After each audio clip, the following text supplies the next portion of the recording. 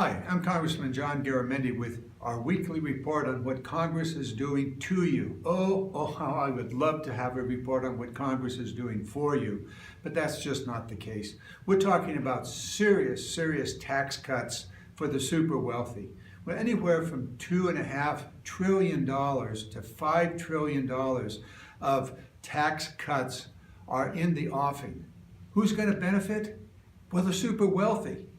80% of that huge number, we're talking $200 billion a year to $500 billion a year of reduced revenue to the federal government, tax cuts, 80% of which go to the top 1%. It is astounding and it is horrible policy. It will result in even worse income inequality. Corporate tax cuts, everybody says, oh, that's going to lead to jobs. No, it doesn't. Since the 1980s, 90% of the after-tax profit in America's major corporations has not gone to create new jobs, new plant, new equipment, but rather has gone to buy back stock and for executive salaries.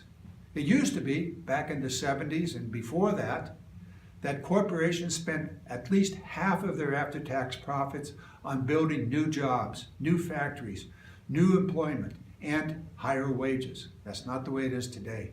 So we've got a huge fight out ahead of us. We should have tax reform.